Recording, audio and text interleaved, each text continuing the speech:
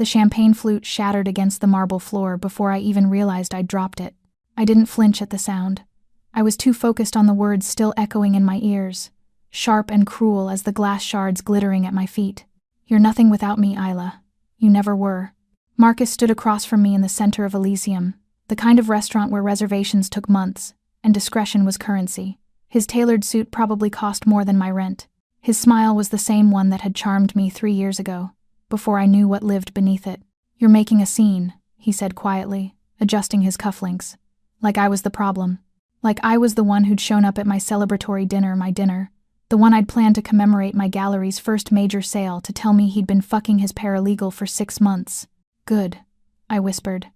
My voice shook, but I forced myself to hold his gaze. "Maybe people should know what you are." His expression darkened. He took a step closer, lowering his voice to that dangerous register I'd learned to fear during our last months together. "Careful, Isla. You don't want to do this." My heart hammered against my ribs. The restaurant had gone quiet around us, that awful, voyeuristic silence where everyone pretends not to watch while recording every detail for later gossip. I should have walked away, should have left with whatever dignity I had left. Instead, I laughed. It came out bitter and raw. "Do what, Marcus? Tell the truth? That you're a lying, manipulative..." Enough. The word didn't come from Marcus. It came from behind me. Low, quiet, absolute. I turned. The man sitting at the table directly beside ours, close enough to have heard everything, was watching me with eyes so dark they looked black in the restaurant's amber lighting. He hadn't been there when Marcus arrived. I would have noticed. You couldn't not notice him. He was beautiful in the way dangerous things are beautiful. Sharp jaw, dark hair swept back from a face that seemed carved from marble and shadow, a black suit that fit him like a second skin, tailored to emphasize broad shoulders and a lean, powerful frame. But it was his stillness that made my breath catch. The complete, predatory calm of something that didn't need to move to be lethal. "This is a private conversation," Marcus snapped, finally looking at the stranger. The man didn't acknowledge Marcus at all. His gaze stayed locked on mine, and something in that look made heat crawl up my spine despite the ice settling in my stomach. "Is it?" His voice was smooth, almost gentle. The kind of gentle that made you think of silk hiding steel. Because from where I'm sitting, it sounds like harassment. Marcus's face flushed red. "Who the hell do you think you are?" The stranger finally glanced at Marcus. Just a flick of his eyes, barely 3 seconds. But Marcus went rigid. I watched something pass between them, some silent exchange I didn't understand. Marcus's arrogance drained away like water from a broken glass. His face went pale. I was just leaving." Marcus's voice had lost all its venom. He backed away from me, nearly stumbling over his own feet. I stared. Marcus didn't back down. Ever. He was the kind of man who thrived on dominance, on making others feel small. But now he looked like a boy caught stealing from the wrong house. "Smart choice," the stranger murmured. Marcus fled. There was no other word for it. He turned and walked out of Elysium like the devil himself was at his heels, leaving me standing in a pool of broken crystal and spilled champagne, my whole body trembling. The restaurant slowly came back to life around us. Conversations resumed. A waiter appeared to clean the mess at my feet, moving with practiced efficiency. I should have thanked the stranger and left. Should have grabbed my coat and gotten as far from this humiliation as possible. Instead, I turned back to him. He was still watching me, waiting. "Thank you," I managed. My voice sounded steadier than I felt. "You didn't have to. Sit." It wasn't a request, but it wasn't quite a command either. Something in between. An invitation that felt like inevitability. Every instinct I had screamed at me to walk away. This man wasn't safe. Everything about him radiated danger, the kind that didn't announce itself with raised voices and threats like Marcus's petty cruelty. This was something darker, deeper. I sat. He gestured to the waiter, who appeared instantly with a fresh glass of champagne. I noticed the staff treated him differently than other patrons. There was deference in their movements. Fear, maybe. "Drink," he said quietly. I picked up the glass but didn't drink. "I don't even know your name." The corner of his mouth lifted. Not quite a smile. Dante. Just the one name. Like he didn't need more. "Isla," I offered. "I know." Something cold slithered down my spine. "How?" "You're the artist. The gallery on Ashford Street." He leaned back in his chair, perfectly relaxed. perfectly in control. Your ex-boyfriend is wrong about you, Isla. You're not nothing without him. The way he said my name made something tighten low in my stomach, like he was tasting it. You make things that matter, he continued, his dark eyes never leaving mine. That takes courage, talent, vision. 3 things Marcus Hartwell will never possess. You know him? Dante's expression didn't change, but something flickered in those black eyes. Something cold and calculating. Everyone knows everyone in this city, he said softly. The question is, how well do they know what they're capable of? Before I could respond, his phone buzzed. He glanced at it, and his jaw tightened almost imperceptibly. He stood, buttoning his jacket with smooth, practiced movements. When he looked down at me, I saw something I couldn't name in his eyes. Warning, maybe, or promise. Go home, Isla. His voice had gone harder.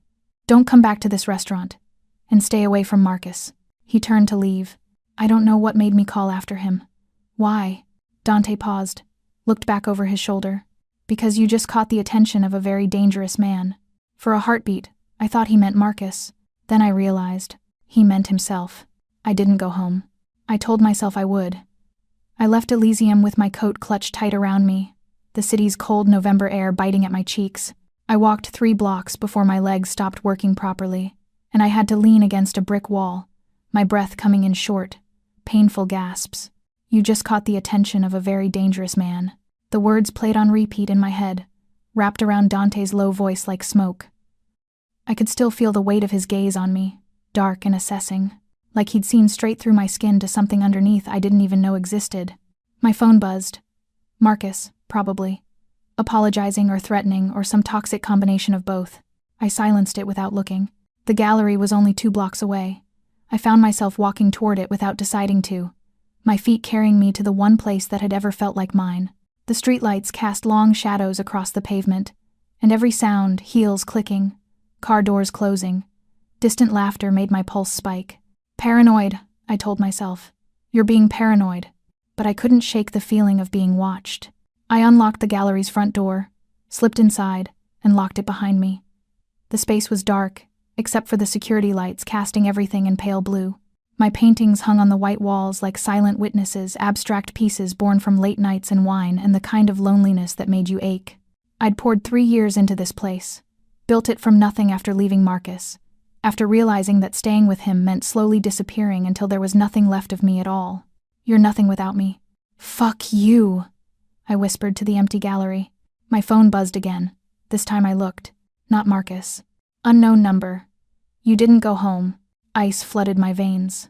I spun toward the windows, scanning the street outside. Empty. Dark.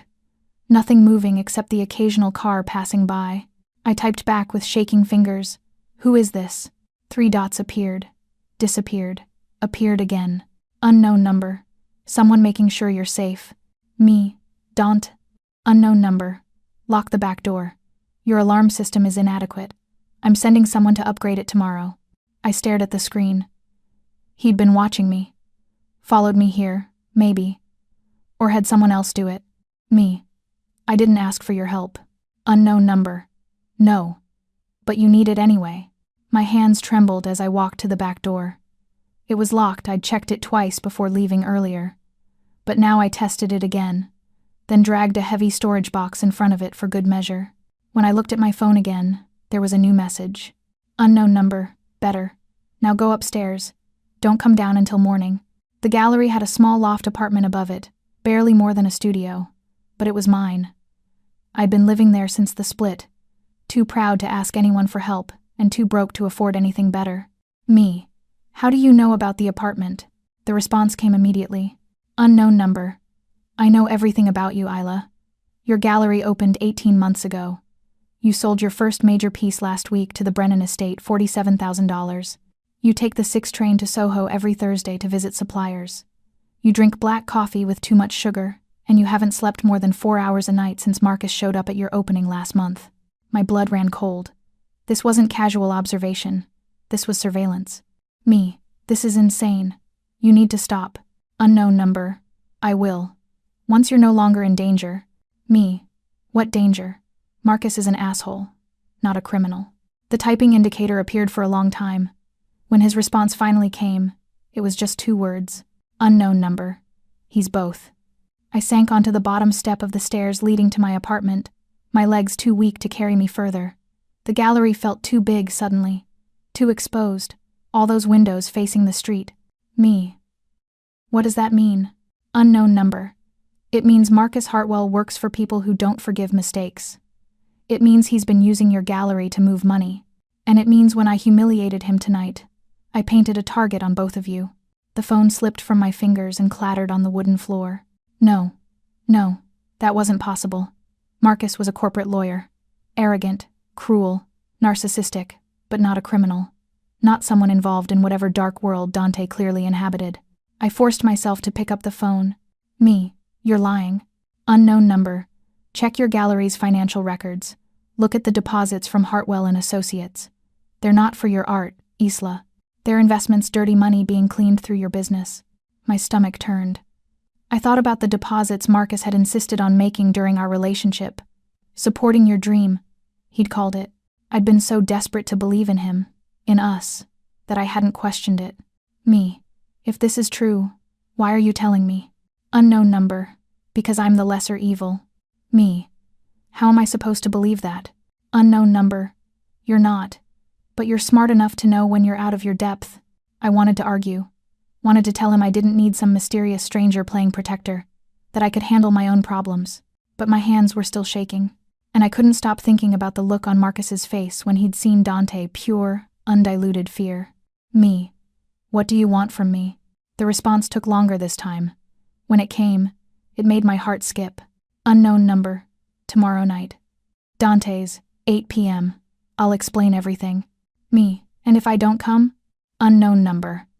Then Marcus's people will find you first, and you won't like what they do to loose ends. I stared at the message until the screen went dark. Outside, a car engine started. I rushed to the window in time to see a black Mercedes pull away from the curb across the street.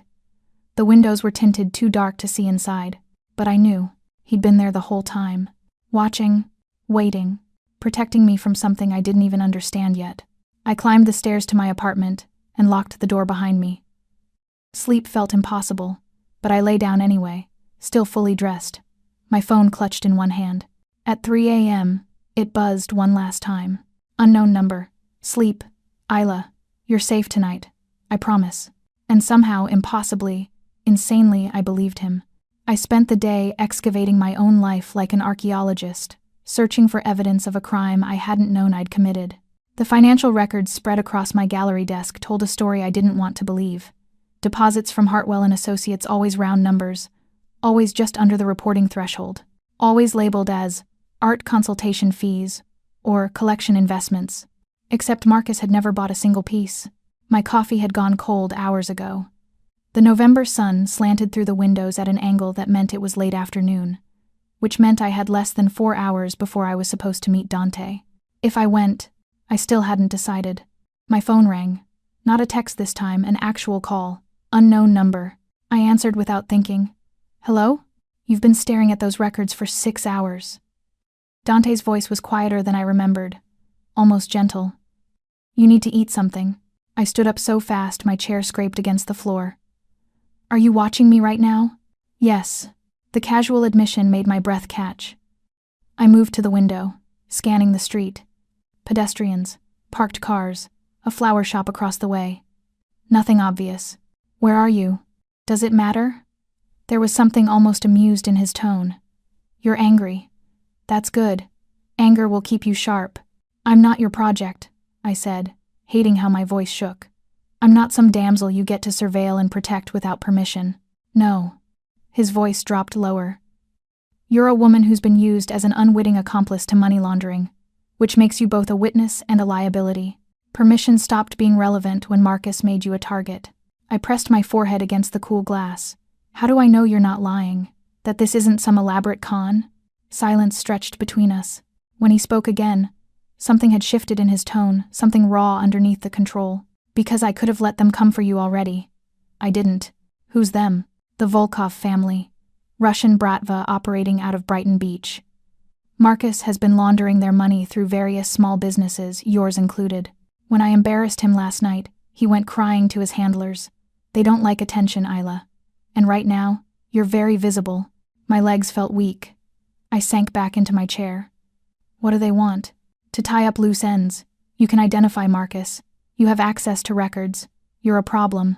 So what, I just disappear? Give up everything I've built? No. The word was sharp. Final. You come work for me. I laughed. It came out slightly hysterical. Work for you? Doing what? What you do best. Your art. Your gallery. But under my protection. My name on the paperwork. My people handling security. He paused. My enemies. Knowing that touching you means war. And the catch? You belong to me. The words sent heat crawling up my spine despite their obvious danger. I don't belong to anyone. Then rephrase it. His voice had gone soft again. Dangerous. You accept my protection. You let me keep you alive. And in return, you give me something I need. Which is legitimacy. I frowned. I don't understand. I own half this city, Isla. Restaurants, real estate, shipping companies. All profitable. All legal on paper. But people know what I am. They know my family's history. Having someone like you, an artist, a respected member of the community operating under my umbrella changes that narrative. So I'm a prop. You're an investment. Something shifted in his voice. And maybe something more, if you're brave enough. My heart hammered against my ribs. I'm not interested in being some mobster's trophy. Good. I don't need a trophy. The line went quiet for a moment. When he spoke again, his voice was barely above a whisper. 8 p.m., Isla. Dante's. Come see what you're really afraid of. And if I don't, then I'll send someone to collect you. Because one way or another, you're not spending tonight alone in that gallery with broken locks and windows anyone could break. The line went dead. I sat there, phone pressed to my ear, listening to silence. He was right. I was afraid. But not of him, not entirely. I was afraid of what it meant that some part of me wanted to go. Wanted to step into his world and let him wrap it around me like armor. You're nothing without me. Marcus's words echoed in my head, but Dante's replaced them. You make things that matter. I looked around my gallery. At the paintings I'd bled onto canvas. At the space I'd built with my own hands and stubborn pride. At the life I'd clawed back from Marcus's control. And I made my decision. Dante. She arrived at 8:03. Dante watched from the second-floor window of his restaurant as Isla stepped out of a taxi, her dark coat pulled tight against the November cold. She hesitated on the sidewalk, staring up at the building like she was deciding whether to run. He knew the feeling. The moment before you stepped through a door you couldn't unopen. She came, Luca said from behind him. His second-in-command sounded surprised. Of course she did. Dante moved away from the window. She's smart enough to know the difference between danger and death. And which one are you, boss? Dante didn't answer. He descended the stairs to the main dining room, closed tonight, empty except for a single table set near the fireplace. Candles. Wine. The illusion of romance over the reality of negotiation. When Isla walked through the door, escorted by Marco, her eyes found his immediately. She looked terrified. She looked magnificent. Hello, Isla, he said quietly. She moved toward him slowly, each step deliberate. When she reached the table, she didn't sit. Instead, she met his gaze with something fierce burning in those green eyes. I have conditions, she said. Dante smiled. I expected nothing less. She pulled a folded piece of paper from her coat and placed it on the table between them. Her hand trembled slightly, but her voice stayed steady. If I do this, if I accept your protection, you don't own me. We're partners. Equals. You keep me alive. I give you legitimacy. But my art stays mine. My choices stay mine. And the second I want out, you let me walk away. Dante picked up the paper. Read her handwritten terms. Most of them were reasonable. A few were naive. One was impossible. You can't walk away, he said softly. Not once you're in. That's not how this works. Then we don't have a deal. She turned to leave. Isla. She stopped. Didn't turn around. Dante closed the distance between them in 3 strides. Stood close enough to smell her perfume, something light, citrus and jasmine. Close enough to feel the heat of her. I'll give you everything on this list, he said quietly. Except that one. Because the truth is, once you're mine to protect, I won't be able to let you go even if I wanted to. She turned then, looked up at him with those eyes that saw too much. Why? He reached out slowly, giving her time to pull away. She didn't. His fingers brushed her jaw, tilted her face toward the candlelight. Because you're the first real thing I've wanted in 10 years. Her breath hitched, and Dante knew he'd already lost the war he'd been trying not to fight. I should have pulled away. Instead, I stood there with Dante's fingers against my jaw, his thumb tracing a line just below my ear that made my skin burn. The restaurant was too quiet, too intimate. The firelight caught the sharp planes of his face, turned his dark eyes molten. "You don't know anything about me," I whispered. "I know enough."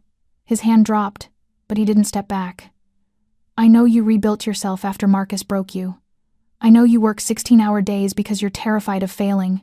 I know you haven't let anyone close in 3 years, because trust feels like giving someone a loaded gun." Each word landed like a physical touch.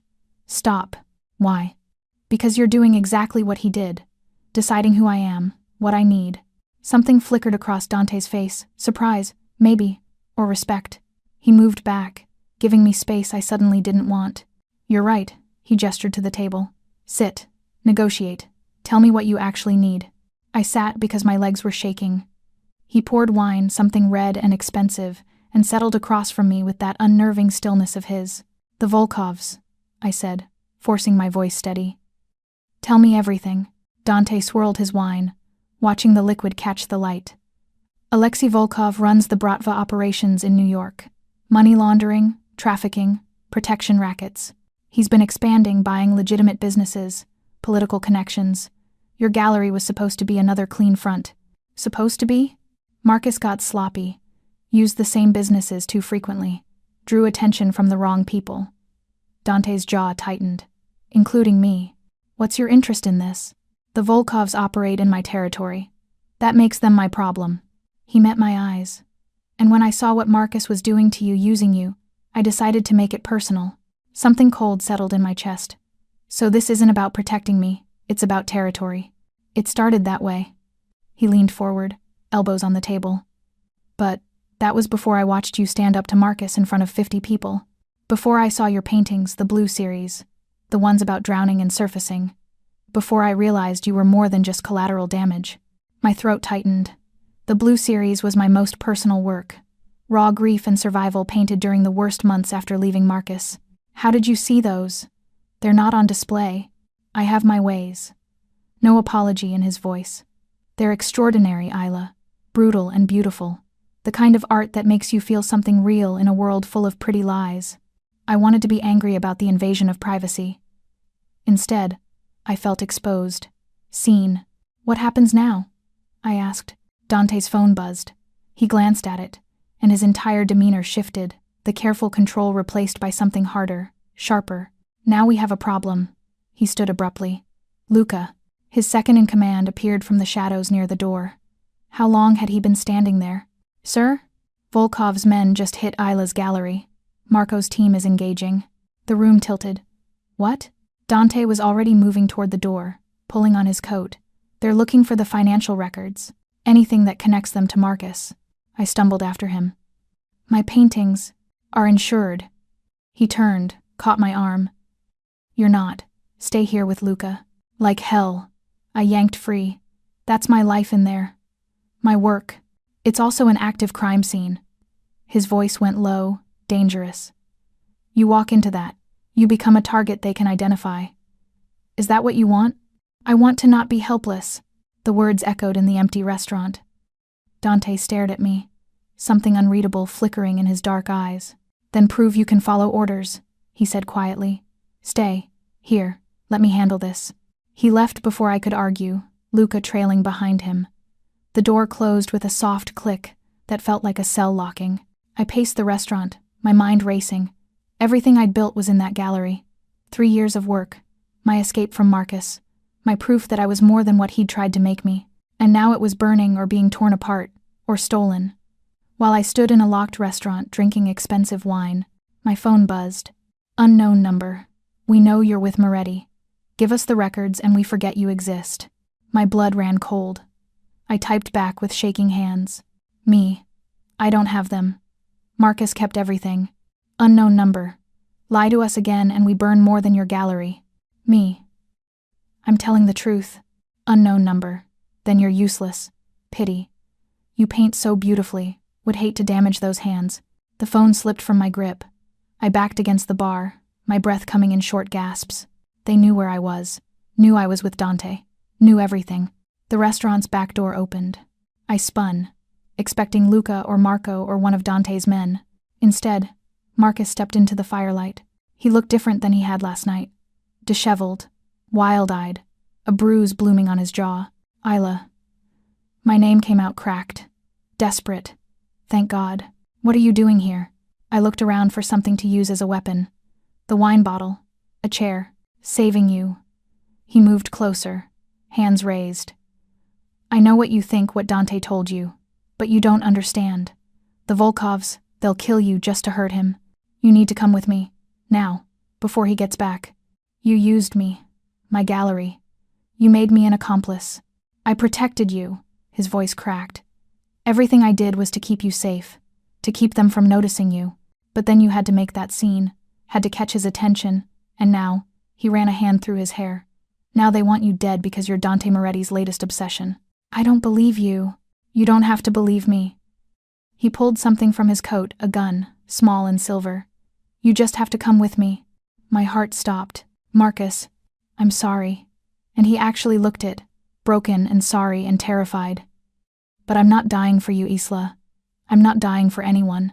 Behind him, the door opened again. Dante stood silhouetted in the doorframe, his own gun already raised. Neither is she, he said softly, and fired. The gunshot was quieter than I expected. A muffled crack. Then Marcus crumpling to the floor with a cry that sounded more surprised than pained. The gun clattered from his hand, skittering across the polished wood.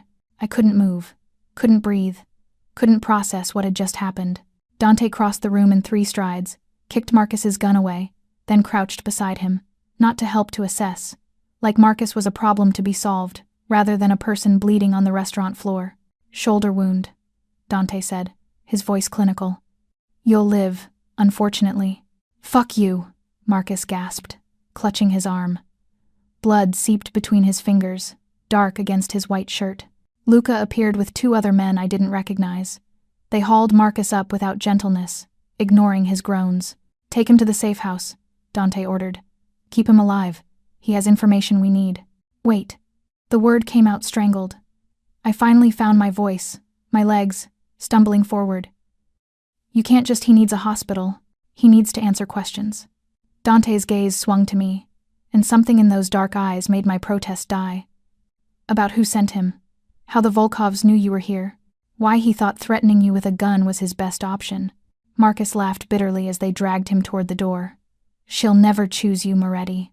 You're a monster in an expensive suit. At least I loved her. Dante moved so fast I barely saw it. His fist connected with Marcus's jaw, snapping his head back. You loved control, Dante said quietly. Not her. There's a difference. They took Marcus away. The door closed. Silence rushed in to fill the space, thick and suffocating. I stared at the blood on the floor. Small drops, not much really, but enough to prove this was real, that I'd just watched Dante shoot a man without hesitation. Isla. I couldn't look at him. Don't look at me. I said don't. My voice cracked. Don't tell me this was necessary. Don't tell me he deserved it. Don't. He was going to take you. Dante's voice had gone soft. Dangerous. He was going to deliver you to the Volkovs as a peace offering. They would have tortured you for information you don't have, then killed you. Slowly. So yes, it was necessary. I wrapped my arms around myself, suddenly freezing despite the fire still burning in the hearth. How do you know that? Because it's what I would do. He moved closer. I felt rather than saw him. If someone threatened what was mine, I'd eliminate the threat. Whatever it took. I'm not yours. No. His hand touched my shoulder, gentle despite everything. But you're under my protection now, which means anyone who tries to hurt you answers to me. I finally turned to face him. He'd holstered his gun, but I could still see the cold calculation in his eyes, the absolute certainty of violence as a tool. You're not what I thought, I whispered. No one ever is. Something flickered across his face. Regret maybe, or acceptance. Come on. We need to move you somewhere secure. My gallery is being cleaned up as we speak. Your paintings are safe. The records Marcus tried to use are gone. He guided me toward the door with a hand at the small of my back. But you can't go back there tonight. Maybe not for a while. Reality crashed over me. Where am I supposed to go? My apartment. I stopped walking. Absolutely not. It's the most secure location I have. Cameras, guards, bulletproof windows. No one gets in without my permission. I don't care if it's Fort Knox. Isla. He turned me to face him, his hands on my shoulders. I shot a man in front of you tonight. I understand that changes things. But it doesn't change the fact that the Volkovs want you dead, and I'm the only thing standing between you and that outcome. His touch burned through my coat. I could smell gunpowder and his cologne, something dark and cedar sharp. How long? My voice came out smaller than I wanted. As long as it takes to end this. That's not an answer. It's the only one I have. His jaw tightened. I'm sorry. The apology surprised me. I searched his face, looking for the cold killer who'd shot Marcus without flinching. Instead, I found something raw underneath. Something almost human. I need clothes, toiletries, my sketchbook. I'll send someone to your apartment. I'll make a list. In the car. He released me, stepped back.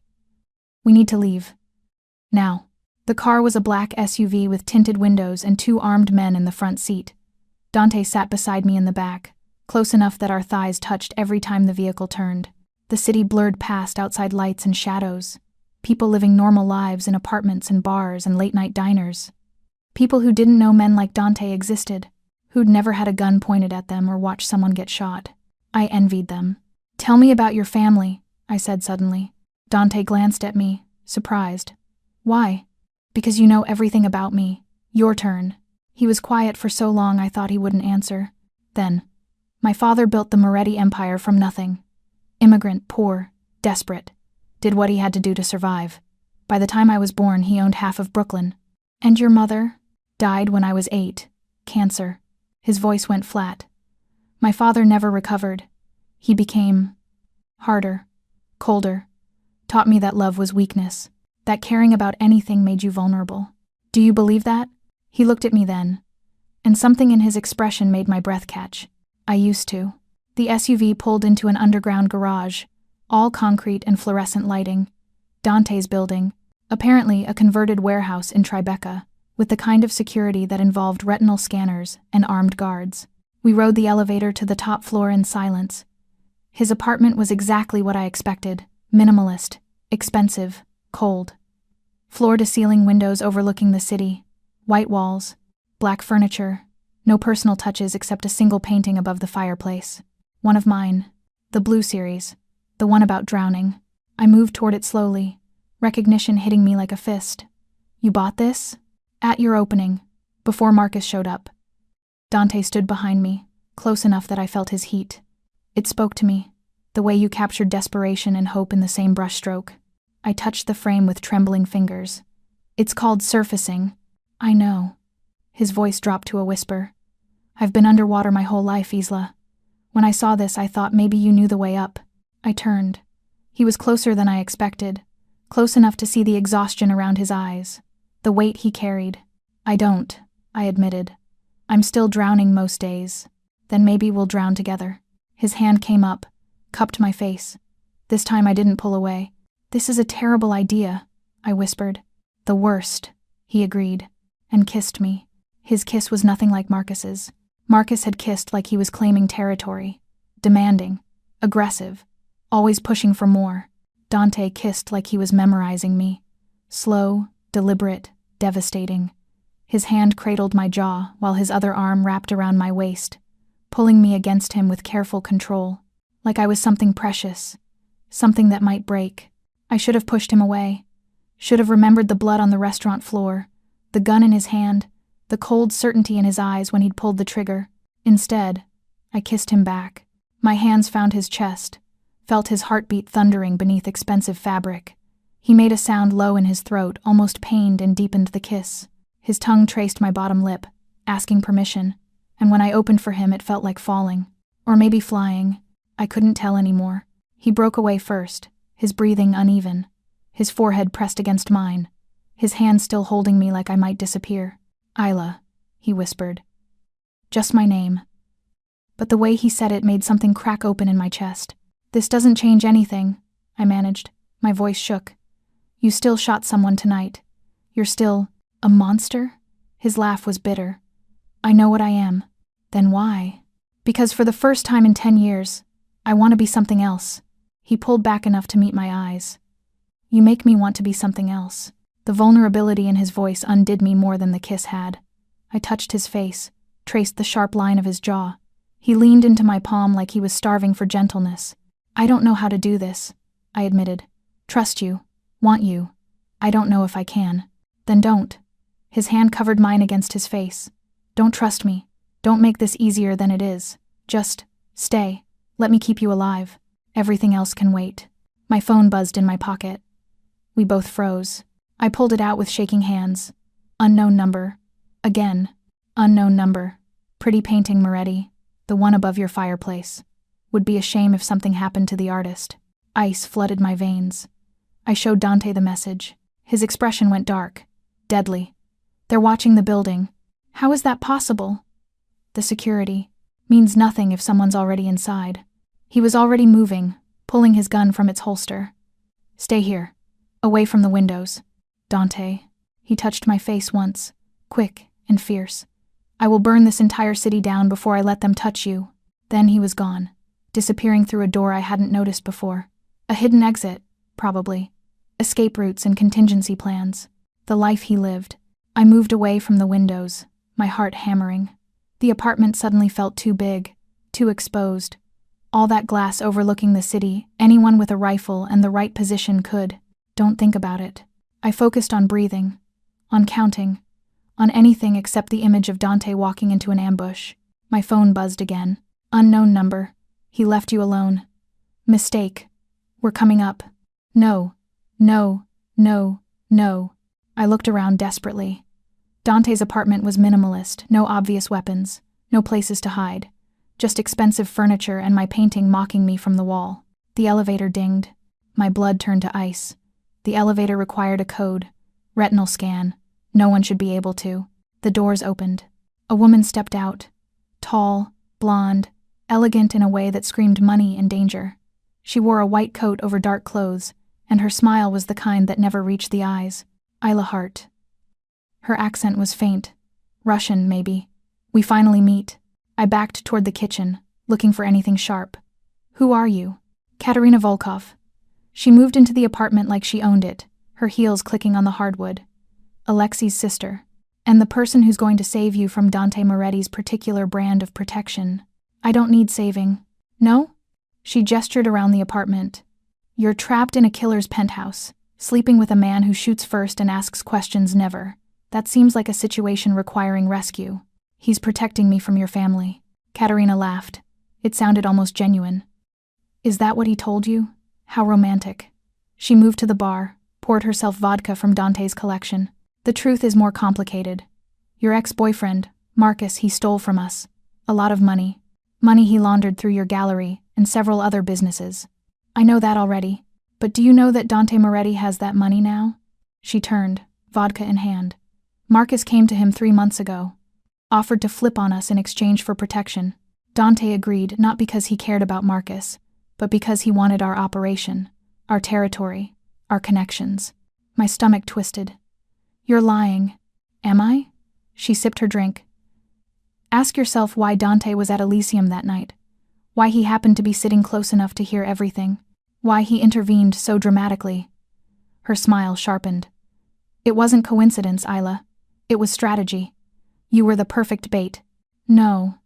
But doubt crept in, cold and insidious. Dante had known so much about me, had been watching me, had surveillance that seemed impossible unless... He needed you to draw Marcus out, Katerina continued. Needed you vulnerable and angry and desperate enough to become the catalyst for war. And it worked beautifully. Marcus panicked, came for you, got himself shot. Now Dante has leveraged your ex-boyfriend, bleeding in some safe house, ready to give up every secret we have. Why are you telling me this? Because you're a loose end he'll eventually tie up. She set down her glass. Come with me, now. I'll get you out of the city, give you money to start over. All I need is information where Dante is keeping Marcus. What he knows. Small things. And if I refuse? Her expression hardened. Then you're as stupid as Marcus said you were. Behind her, a door opened. Dante stepped out, gun raised. But he wasn't looking at Katerina. He was looking at someone behind me. I turned. Luca stood in the kitchen, his own gun pointed at the back of my head. "Sorry, boss," Luca said quietly. "But she's right. The Volkovs pay better." Dante's face went blank. Empty. The mask I'd seen crack earlier snapped back into place. "Lower the gun, Luca." "Can't do that." Luca's voice was almost apologetic. "Nothing personal, Miss Hart." Katerina smiled. "So Isla, what's it going to be? Come with me willingly, or let Dante watch you die?" Time fractured into sharp, crystalline moments. Luca's gun against my skull, cold metal, steady pressure. Katerina's satisfied smile. Red lipstick, white teeth, predator. Dante's face, empty, controlled, except for his eyes, dark fire burning behind ice. "Don't." His voice was soft, deadly, directed at Luca, not me. "You know what happens if you pull that trigger." "I know what happens if I don't," Luca said. "The Volkovs own half your organization, Dante. I'm not the only one they bought. You pull that trigger, 10 more guns appear. You're outnumbered. Then it's a good thing I don't need numbers."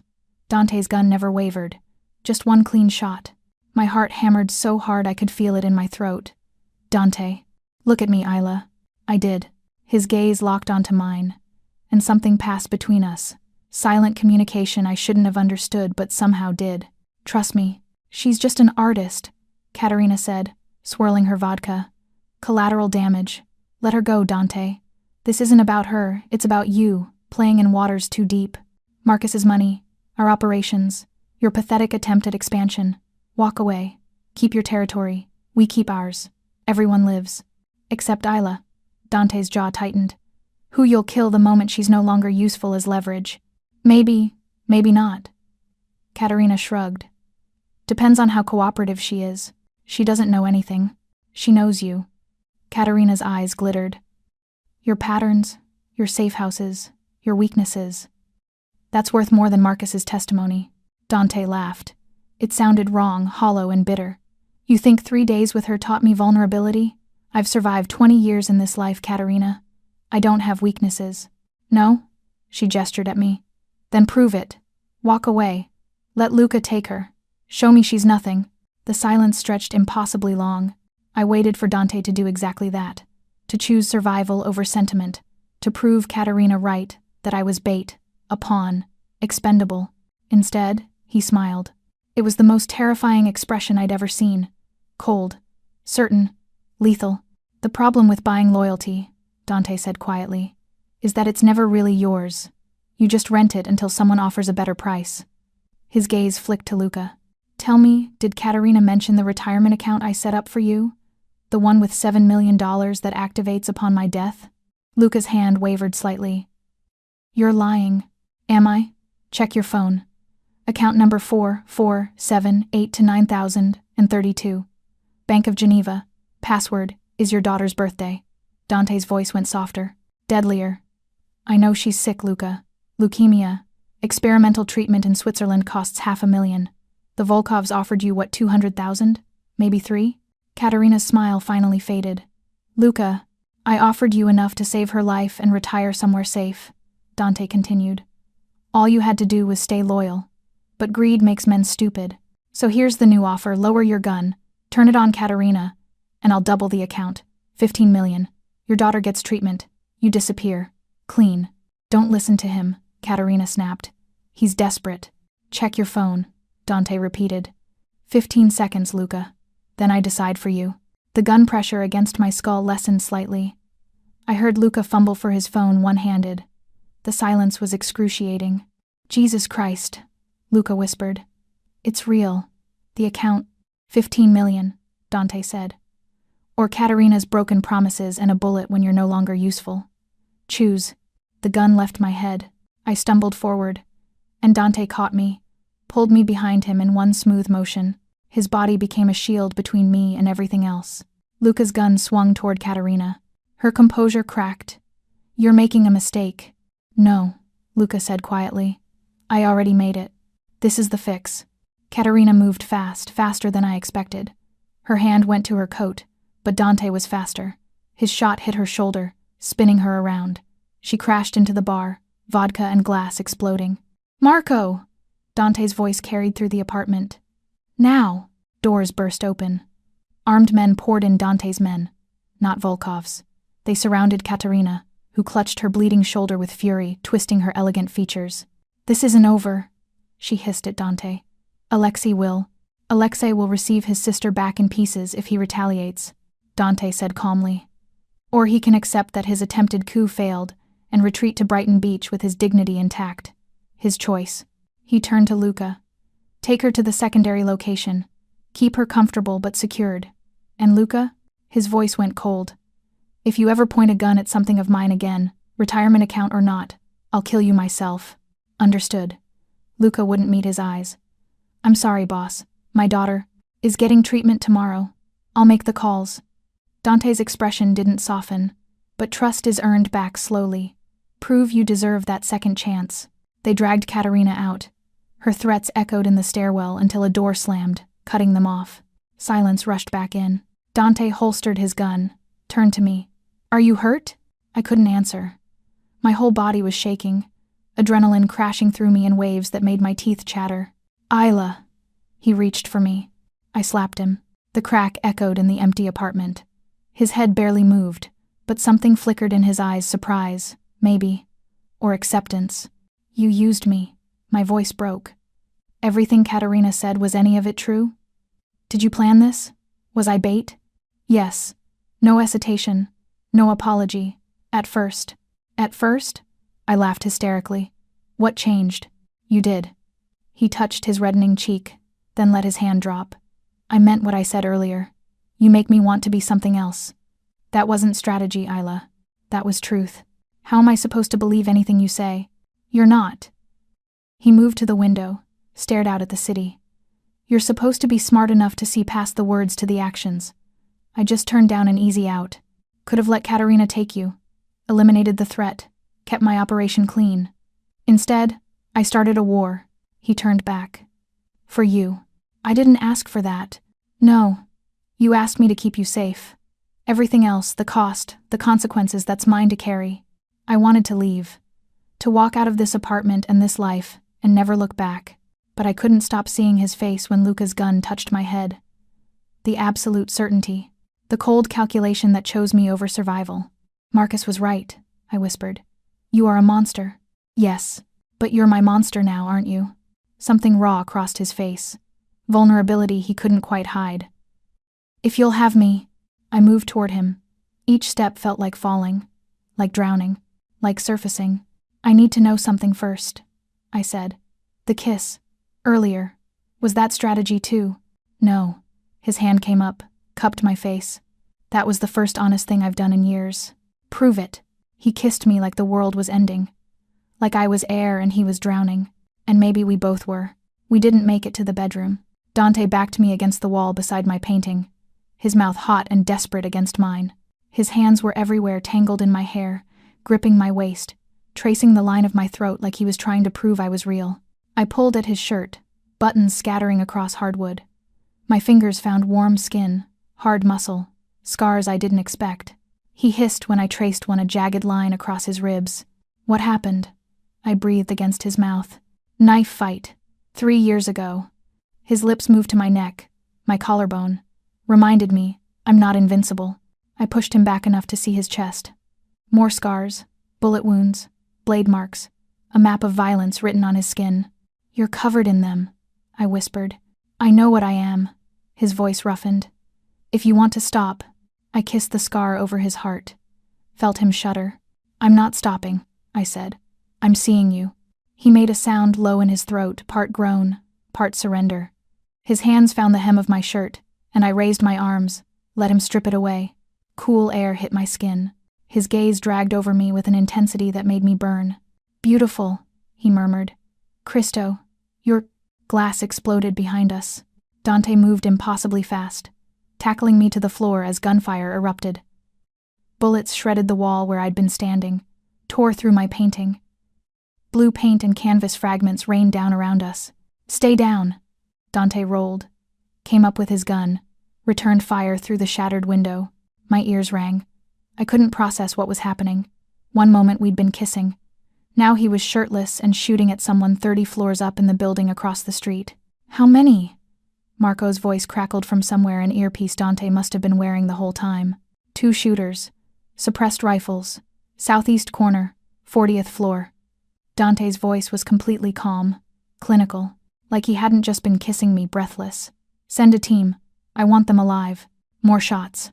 The coffee table exploded. Dante grabbed my arm, hauled me toward the hidden door he'd disappeared through earlier. Move! We ran through a narrow hallway lined with security monitors. I glimpsed other men, Dante's men, taking positions throughout the building. The hallway ended in a reinforced door that opened with Dante's palm print. Safe room. Steel walls. No windows. Weapons rack. Medical supplies. A bunker hidden inside luxury. He shoved me inside, but I caught his arm before he could leave. Where are you going? To end this. His eyes were cold, empty. The man who'd kissed me with desperation had vanished, replaced by something lethal. Lock the door behind me. Don't open it for anyone except me or Marco. Dante. He kissed me once, hard and possessive. I will come back to you. I promise. Then he was gone. The steel door sealed with a pneumatic hiss. I was alone in silence, so complete it felt like being buried alive. I sank to the floor, still shirtless, my whole body shaking. Adrenaline made everything too bright, too sharp. I could smell gunpowder and Dante's cologne, and my own fear sweat. The monitors on the wall showed various camera feeds. I watched Dante move through his building with terrifying efficiency, gun raised, 3 men following. They moved like soldiers. Like this was routine. Maybe it was. On another monitor, I saw Marco's team breach the building across the street. Heard muffled gunfire through the walls distant. Almost unreal. My phone buzzed. I'd somehow kept it through everything. Unknown number. 43 minutes. Isla. That's how long you've been in Dante Moretti's life. And already, 2 attempts on yours. How many more before you realize he's the reason you're in danger? My hand shook as I typed back. Me. Who is this? Unknown number. Someone who knows the truth. Dante didn't stumble across you at Elysium. He orchestrated everything, your fight with Marcus, the gallery attack, even Katerina's visit tonight. All designed to make you dependent on him. Grateful. Trapped. Me. You're lying. Unknown number. Am I? Ask him about the surveillance. He's been watching you for 6 months, Isla. Since before Marcus started laundering money through your gallery. Ask him why. The phone slipped from my numb fingers. 6 months. That couldn't be true. Could it? I thought about how much Dante knew. The blue painting he'd bought at my opening, the one now shredded by bullets, the way he'd known my schedule, my habits, my coffee order. Information that seemed romantic when he'd shared it but now felt invasive. I know everything about you, Isla. His words from that first text message. The door's lock disengaged. I grabbed the nearest weapon, a knife from the rack, and backed into the corner. Dante entered, blood on his shirt. Not his, I realized. Splatter patterns across his chest and face. He looked like something from a nightmare, beautiful and terrible. It's over, he said quietly. The shooters are dead, Alexei's men, but they'll be the last. I'm sending him a message he can't ignore. What kind of message? The permanent kind. He moved toward me, stopped when he saw the knife in my hand. Isla, how long have you been watching me? His expression didn't change, but something flickered in his eyes. Guilt, maybe, or resignation. Answer me, I demanded. How long? 8 months. His voice was steady, unapologetic. Since I first saw one of your paintings at a charity auction. Before Marcus. Before any of this. The room tilted. Why? Because you painted something that made me feel. He took a step closer. Because, in a life full of calculated moves and political marriages and empty encounters, your art showed me what it meant to be human. And I became obsessed. Obsessed. I laughed bitterly. Is that what you call stalking? I call it recognizing something rare and wanting to protect it. Another step. I didn't plan for Marcus to use your gallery. Didn't plan for any of this to happen. But when it did, I saw an opportunity to... To what? Save me? Trap me? My voice cracked. Which is it, Dante? Both. No hesitation. I wanted to save you from Marcus, and I wanted to keep you close enough that you'd never leave. So yes, I manipulated circumstances. Yes, I used the danger to bind you to me. And no, I'm not sorry. The knife clattered to the floor. You should be, I whispered. I know. He closed the distance between us, cupped my face with bloody hands. But I'm a selfish man, Isla. And now that I have you, I'm not letting go. Behind him, on the monitors, I saw something that made my heart stop. Marcus, walking into the building's lobby, covered in blood and carrying a detonator. Dante, I breathed. Behind you. He turned, saw the monitor, and the timer counting down from 60 seconds. Murda, he grabbed my hand. We need to go. Now. 47 seconds. Dante pulled me through the safe room's secondary exit, a stairwell I hadn't noticed. Industrial and cold. Our footsteps echoed off concrete as we descended, my bare feet slapping against metal stairs. How far? I gasped. 3 floors down. Private garage. His hand gripped mine, pulling me faster. We have a car ready. An explosion rocked the building. Not from above. From below. The stairwell shuddered. Lights flickered. Somewhere, alarms began screaming. Dante stopped so abruptly I crashed into him. He pulled out his phone, checking security feeds with one hand while keeping me behind him with the other. Christ, he muttered. Marcus rigged the garage too. He's trying to trap us inside. How? He was bleeding out in a safe house. Was being the operative word. Dante's jaw clenched. Luca. That bastard must have let him go before we secured Katerina. Another explosion. Closer. The stairwell groaned. We need to go up, I said.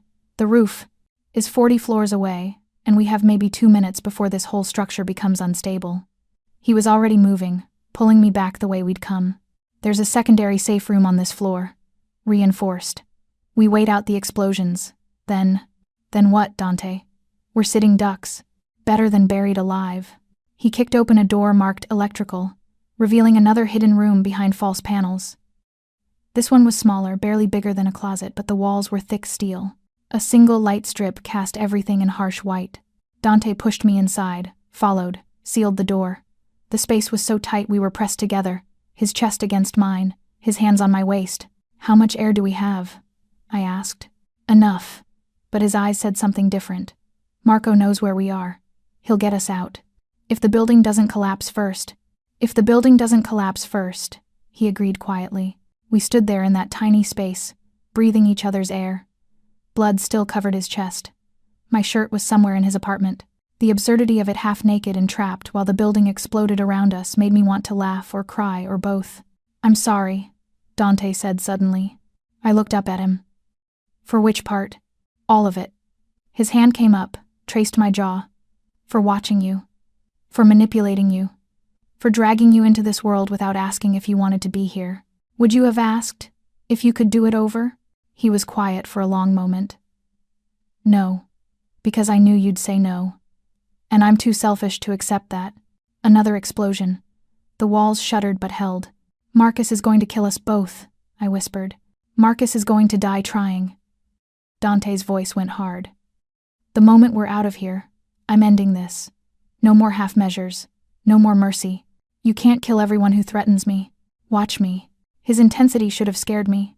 Instead, it made something hot and dangerous unfurl in my chest. This man, this beautiful, violent, obsessive man, had turned his entire world upside down for me. What did you see? I asked. In my painting. The one you bought. What made you so obsessed? He closed his eyes. When he opened them again, vulnerability bled through the cracks in his armor. Hope, he said simply. You painted drowning and surfacing in the same breath. Despair and survival. Darkness and light. And I realized I'd been drowning my entire life without knowing there was a surface. His thumb brushed my bottom lip. You were the surface. Isla, you were proof that someone could survive the darkness and still create something beautiful. Tears burned my eyes. I'm not your salvation. I know. But maybe you're my chance at becoming something more than what my father made me. And what's that? A man instead of a weapon. His forehead touched mine. A man who loves instead of controls. The word hung between us. Love. Too soon. Too fast. Too dangerous. You don't love me, I whispered. You love the idea of me. Then let me learn the reality. His hands framed my face. Let me earn you. Not with money or protection or manipulation. Just, let me try. The building groaned around us, metal screaming, concrete cracking. I thought about Marcus. About 3 years of slow suffocation disguised as love. about rebuilding myself from nothing, painting my pain onto canvas until I could breathe again. I thought about Dante, about obsession that felt like drowning, about violence wrapped in poetry and possession disguised as protection. And I thought about myself, about what I wanted, who I wanted to be. Not saved, not owned, not a prize or a pawn, just seen, chosen, real. If we survive this, I said quietly, things change. No more surveillance, no more manipulation. You want me, you get the truth. All of it. The good, the bad, the parts that aren't convenient. I can do that. And I get to walk away if it's too much. No retaliation, no hunting me down. You let me go. His jaw clenched. That's the one thing I can't promise. Then we have nothing. He kissed me, desperate and devastating, pouring everything he couldn't say into the press of his mouth against mine. When he pulled back, his eyes were raw. Honest. I'll try, he whispered. If you want to leave, I'll try to let you go. That's the best I can offer. Because asking me to stop wanting you is like asking me to stop breathing. That's not healthy. I know, but it's real. The lights flickered, went out. Emergency backup kicked in dim red glow that made everything feel apocalyptic. Dante pulled me closer, wrapped his arms around me, sheltering me with his body like he could hold back the whole building's weight through will alone. I need you to know something, he said against my hair. If we don't make it out, don't. If we don't make it out, he continued. You were the best thing that ever happened to me, worth every consequence. My throat tightened. Dante. The door exploded inward, not from the building collapsing, from someone breaching it. Marcus stood in the doorway, covered in blood, and holding a gun. His eyes were wild, broken. You took everything from me, he said to Dante. My reputation, my life, her. The gun swung toward me. Dante moved, but not fast enough. The shot echoed in the tiny space, and everything went dark. Pain exploded through my shoulder. Not my chest, not my heart, my shoulder. I was alive. The realization hit me at the same moment Dante's roar filled the tiny space, primal, furious, terrifying. He lunged past me, tackling Marcus before he could fire again. They crashed into the wall, metal shrieking. I pressed my hand to my shoulder, felt hot blood seeping between my fingers. The pain was white-hot, stealing my breath, but I was alive. Dante's fist connected with Marcus's face. Once, twice, 3 times, bone-crunching. Marcus's head snapped back with each impact, his gun clattering to the floor. Dante, stop! My voice came out weak. You'll kill him. Good. Another hit. Marcus's face was barely recognizable, blood and swelling in broken pieces. That's the point. Please. I stumbled toward them, my vision swimming. Please don't make me watch you become this. Dante froze, fist raised. His chest heaved. Blood covered his knuckles, Marcus's and mine mixed together. He looked at me, really looked, saw the blood streaming down my arm, my pale face, the way I was swaying on my feet. Cristo, he breathed. He dropped Marcus, who crumpled, unconscious, and caught me before I fell. Isla, stay with me. I'm okay. But my words slurred. Just dizzy. He lowered me to the ground, his hands gentle despite the violence still written on his face. He tore his ruined shirt, pressed the fabric against my wound. I hissed in pain. I know it hurts. Just breathe. His voice shook. Marco, medical, now. She's hit. Footsteps thundered. Voices shouted. The world blurred into fragments. Dante's face above me. Marco appearing with a medical kit. Someone hauling Marcus's unconscious body away. Bullet went through, Marco said, examining my shoulder with clinical efficiency. Clean exit wound. She's lucky. Lucky, Dante repeated bitterly. He held my good hand, gripping so tight it hurt. She got shot. That's not lucky. She's alive. That's the only luck that matters. Marco worked quickly, packing the wound, wrapping bandages. She needs a hospital. No hospitals. Too exposed. Dante's jaw clenched. Bring Dr. Chen here. Now. Boss. The building is stable enough. The explosions were small, designed to trap, not demolish. We have time. Everything felt distant. Cotton-wrapped. I watched Dante through a haze, saw the fear beneath his control, the way his hand trembled against mine. Hey, I whispered. I'm okay. You got shot. His voice cracked. Because of me. Because I brought you into this. Because Marcus is insane. I tried to smile. Failed. Not your fault. Everything is my fault. He pressed his forehead to my good shoulder, careful not to jar the wounded one. I should have killed him the moment he pointed a gun at you at Elysium. Should have ended this before it started. Then you'd be exactly what everyone thinks you are. I touched his face with my free hand, made him look at me. A monster who kills without hesitation. Is that what you want?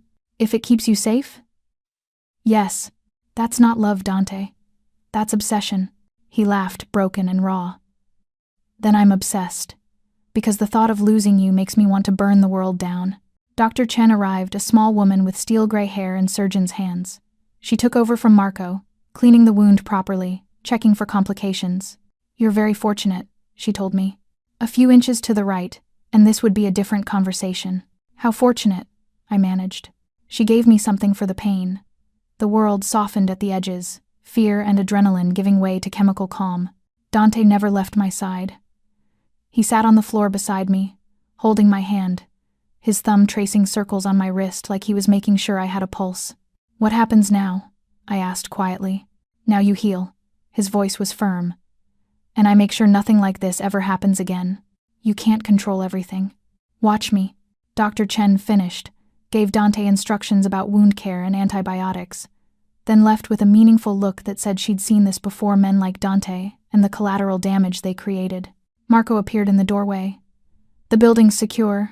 Marcus is in custody, barely alive, but stable, and Alexei Volkov just sent word. He wants a meeting. Tell him tomorrow. Neutral ground. He comes alone or not at all. Dante didn't look away from me. And Marco? Find Luca. I want to know exactly how Marcus escaped. Already on it, boss. We were alone again. The tiny safe room felt different now, less like a trap, more like a cocoon. Outside, Dante's empire was crumbling and reforming. But here, it was just us. I meant what I said, I whispered. Before. About walking away. His hand tightened on mine. I know, but I don't think I can. Not anymore. He looked at me sharply. Isla, I'm not saying this is okay. What you did, the surveillance, the manipulation, none of that's okay. I struggled to sit up. He helped me, careful of my shoulder. But I see you now. The real you. Not the monster everyone fears. Not the savior you pretend to be. Just you. Broken and violent, and trying so damn hard to be something better. I don't deserve. Stop. I pressed my fingers to his lips. You don't get to decide what you deserve. I do. And I'm choosing this. Choosing you. Even though it's dangerous. Even though it's insane. Because for the first time in my life, I feel seen. Not controlled. Not saved. Just seen. Tears tracked through the blood on his face. He caught them with the back of his hand, looking almost surprised by them. You're the bravest person I've ever met, he said quietly. Or the stupidest. Both. He smiled, small and real and devastating. Definitely both. He kissed me. Gentle this time. Like I was something precious that might break. When he pulled back, his eyes held something I'd never seen before. Not possession. Not obsession. Peace. I love you, he whispered. I know it's too soon. I know you might not feel. I'm getting there, I interrupted. Give me time. I'll give you forever. My phone buzzed. We both froze. I pulled it out with my good hand, expecting another threat. Another unknown number. Instead, it was a text from an unknown number with an attachment. A photo. Of my blue painting. The one destroyed in the shooting. Except in the photo, it was whole. Perfect. Hanging in a gallery I didn't recognize. The message below read, Unknown number. This was never about Marcus or money or territory. It was about you, Isla, and what you can do. We'll be in touch. A. V. My blood ran cold.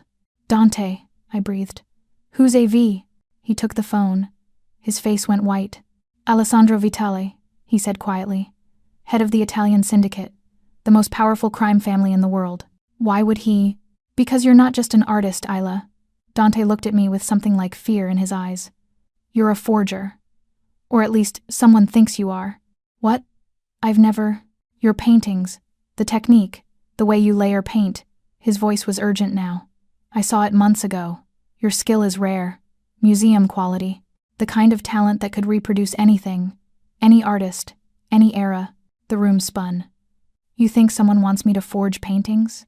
I think Alessandro Vitale has been watching you as long as I have, and now that you're under my protection, he's making his move." "For what?"